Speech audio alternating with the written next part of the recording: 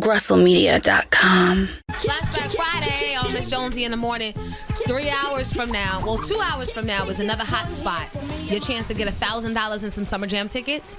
And then an hour after that, Envy takes off and starts your Memorial Day mix. Yes. And this portion of Miss Jones in the morning is brought by Sleepy's, the most trusted name in mattresses. Sleepy's, the mattress professional. You behind your steering wheel getting out of town, and Envy behind the two wheels. That's right. Giving you the signals. Yes, ma'am. And John Witherspoon in town to put it down at Caroline. Yes, the number 212-757-4100. And this is a great opportunity for those of you that are out of towners. We welcome you to the city, and what better way than by enjoying the comedy of Mr. John Witherspoon, who is behind the scenes telling us about his earlier days working alongside some of the greatest comedians like Richard Pryor, Red Fox, Crazy Flip Man. Wilson ever? Huh? Did you ever work with Flip Wilson? I didn't work with him, but I knew Flip Wilson. Everybody used to come by the Comedy Store. Flip Wilson used to come by the Comedy Store. He took his pants down on stage. He was so drunk he took his pants down on stage. Didn't somebody tell us that the other day? Yeah. Did they really? Somebody. Oh no, I'm telling a personal story. I'm sorry. You took your pants down? No. Somebody is sorry. Totally unrelated. But the stories that have fascinated me so much are the ones about Richard Pryor. Yes. And you were telling us how he used to throw a get together every Sunday. Every Sunday, and it was the beautiful. He has this huge mansion in Northridge, California, and he would invite everybody from the show, and you had all his friends, and everybody, hanger-ons. Everybody would come have food, and you can play basketball, you can play tennis, and box in a boxing ring. And Sammy Davis, I remember Sammy Davis Jr. coming there every Sunday, and he would drive up in a limousine, the back of a limousine, and he would have a tuxedo on the basketball court watching us play. He was still smoking a cigarette and a little bow tie on. Oh, we're gone, man. This is wonderful, man. I thought, Sammy, take them patent leather shoes off and come on, play some basketball. Settle down. Funny. They used to party back then, though. Yes. Oh, yeah. And you said Richard Pryor, he was a very quiet man. Richard was very quiet. But you'd never know that. When he wasn't high, he would be real quiet. And then he'd get high off the cocaine and he'd be ready to go. And that's when he came to life. Yeah, and I knew his grandmother, and she would be at the house out there, and she was a madam, at a place in Chicago. Oh, it's Peoria, Illinois. She owned a whole house. That's what they said in JoJo Dancer. Yeah. That movie. Yeah. And she would be sitting up there, old lady, and talking like a little hip hopper. Back then. She was talking about how we ain't nothing. She talking about a gangster. She was a gangster. Wow. And she would be, I'm listening to this lady, just what's coming out of her mouth. Richard Pryor's mom. So it was no wonder that Richard Pryor had such a foul mouth, I guess. It was a grandmother. His grandmother. Yeah. But she was amazing. She was unbelievable. Tell us about the day Richard Pryor set himself on fire. Yeah, Richard Pryor used to...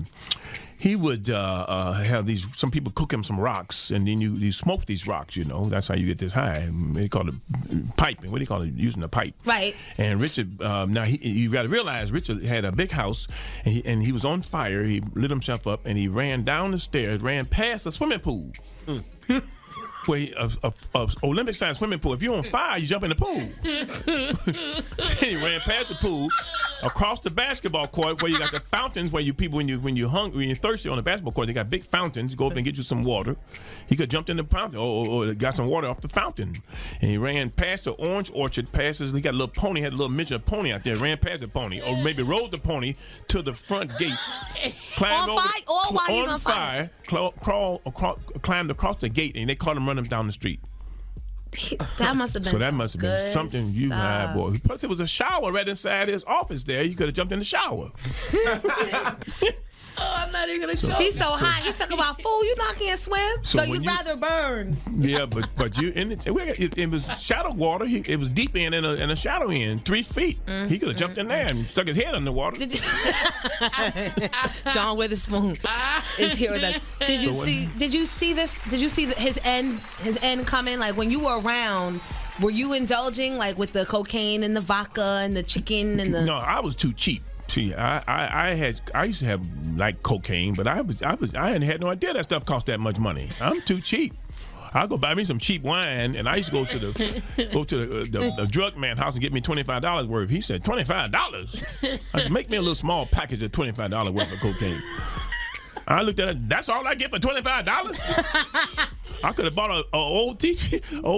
I always say I bought myself an old TV if I hadn't smoked tooted that cocaine. You so stupid. But I'm cheap. I'm very cheap. So that's why I got me some money today. Wait, he said they used to have vodka, cocaine, and bean pies. Bean pie. He would have bean pies coming to the set at NBC. I think it is NBC in Burbank, California.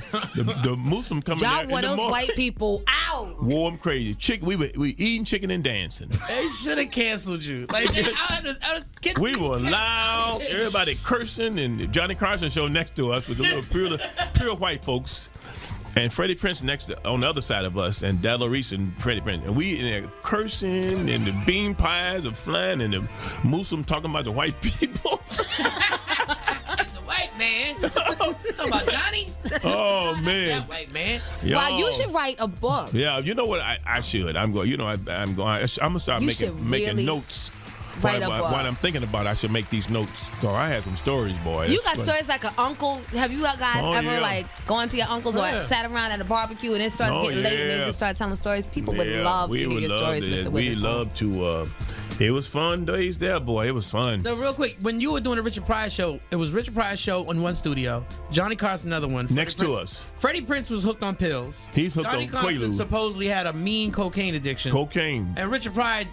So, but did anybody not do drugs? No one. They all did drugs, but see, no one knew about Johnny Carson, and nobody knew about Freddie Prinze. Because they wasn't cussing and carrying on and got bean pies flying. Johnny Carson was straight, but he had a cocaine. He had his nose up. He had to it was a hole in his nose. If you ever watched the reruns of Johnny, he always would fit with his nose while he was doing his stand-up. But people never said that because middle America would be shocked if they knew Johnny Carson. Johnny Carson?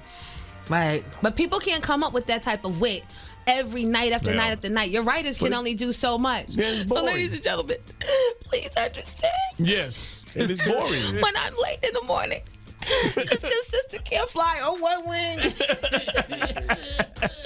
Read about it in my book, July 10th. Have you met Miss Jones? But so, I wanted to ask you, how much money was there to make back then?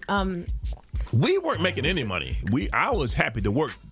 When Richard couldn't come downstairs because he was too high, it was good for me because I can pay my rent this week because we got extra money. So they paid us to make about $700 a week.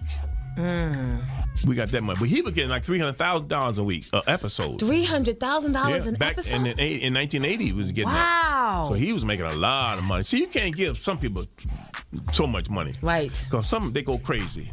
Chris Tucker went crazy when they gave him $20 million. He worked on Friday. The first Friday, we all got $500 a day. For the first Friday? First Friday. Wow. Unbelievable. First Friday. With Ice Cube? And they made, the movie cost $2 million, and they made about $60 million off that movie so far. And we don't get any of that money. No? No, we don't get any of that money. Didn't she sign like a back-end deal or something? No. Back then, see, Cube was going to use his own money, but New Line talked him out of it. Oh, but if Cube had used his own money, you have no idea how much money he would be worth. He would have made his money back the first week. And Easy. Everything right now, he'd still be caking off. He'd be still making money. So when Chris Tucker got that money, what did he do with it? Like, why? He, from $500 a day to $20 million a movie.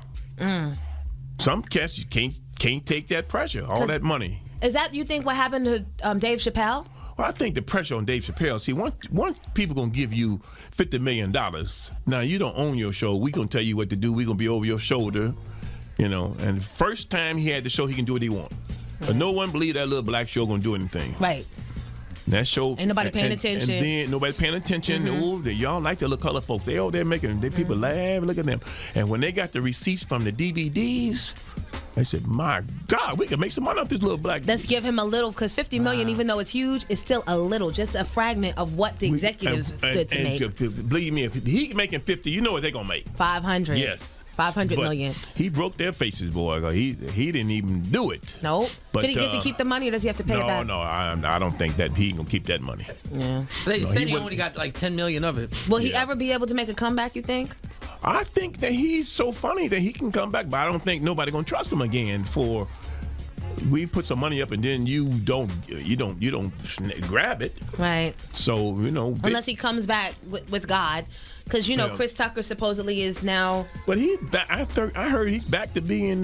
Profane? Yeah, I heard. person doing the drugs again. But what did you actually see Chris Tucker do? That was crazy. That was a stab, quick stab. I never seen Chris Tucker do anything. I just heard that he. What did you hear? I heard that he was on the freeway driving 120 miles an hour trying to get to church in a Bentley.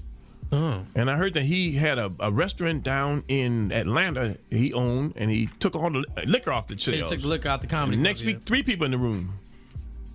But I mean, then again, maybe like had Mace done that, then he would be, really doing the minister thing too. Maybe Chris knew what his weakness was and said, I have to get rid of all the vices around me. I think that he got those preachers got to him and called him a sinner and he's in a den of iniquity. Preachers, they hustle. A lot of preachers can hustle you, boy. Yeah, amen. They hustlers, boy. And that's why y'all never get my money in that ain't plate. getting my money. Just send it around 3, 4, 5 times. I'll put a pill in there. My thing is, I don't need a man with a robe on go talk to Jesus for me. I can talk myself to Jesus. Right. I don't need what nobody. makes his voice louder than yours? Why do I have to tell you what to tell Jesus? Right. Well, John Witherspoon, ladies and gentlemen, He went, wow. I tell Jesus myself. Right. And keep my money. You're right. I send my ties in the mail. Somewhere.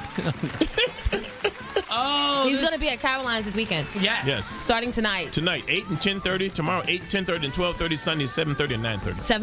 757-4100. Thank you so much. My pleasure. This was probably one of my most interesting interviews that I've ever had since I've probably been on Hot 97 for the 14 years I've been here. Well, that's good. So thank you. Yeah, thank you. And I wish you the best with the Boondocks. Yes, thank you. And all the other stuff that you're doing. John Witherspoon, ladies and gentlemen. Yes. And this portion of Miss Jones in the Morning is brought to you by Apex Technical Schools. Auto body repair program starting soon. Call 212-4888-PEX. Can I ask you one more question? This is totally unrelated. You know all this. Do you even watch The View? Yeah, I saw that. There's a whole bunch of stuff. They're saying that after Rosie cursed out, or not cursed out, but got into the little argument with Elizabeth, that she trashed her dressing room and ripped everything up, burnt stuff down. And they're saying that her chief writer, Jeanette Barber, allegedly got escorted from ABC after they caught her drawing mustaches on Elizabeth's pictures in the hallway. I think that's all ratings. That stuff don't happen. They're saying ABC confirmed that The View's offices were defaced, and Rosie doesn't know if she's coming back or not. She feels like her work there is done. No, that's all ratings. Everybody gonna watch the show now. That's all this advertisement. I think it's all scripted myself. I think it's all scripted. So look out for the bean pies to be coming in next week to The View. And the chicken. And I have a CD coming out about 2 months called 63 Cents. Y'all look for my CD. I'm rapping. Remember the last time I told you I was working on it? I finally got it. Not 50 cents, 63 cents. Stop. That's disrespectful. Guys, have a great Memorial Day weekend. Your hot spot's coming up at 11 and Envy's mixing at 12. Tonight I'll be at the Spa Club. 19th between and 6. Come on out. I'll be DJing. You'll be hosting. And Shaka Khan's daughter is taking the stage. What's her name? Indira. Indira Khan? Indira Khan. Okay. Indira Khan. Can she sing as good as her daughter? I mean, her mother? Yes. Wow, good. Yes, she's very, very, very animated. Nice. Yes. And Michael Sean will be at the Symphony Space Theater going down 95th Street and Broadway. That's tomorrow night. That's tomorrow night. Tickets are still available for the first show. We'll start at 7:30. So you go there, 7:30 to Michael Sean, 95th and Broadway, and then you take that ass over to Caroline. There you go. Check out John Witherspoon, and then you sit it down and find something to do. Oh, it's going to be a good show. Yeah. All right, guys. Remember, you are too blessed to be stressed. Always put God first. The end.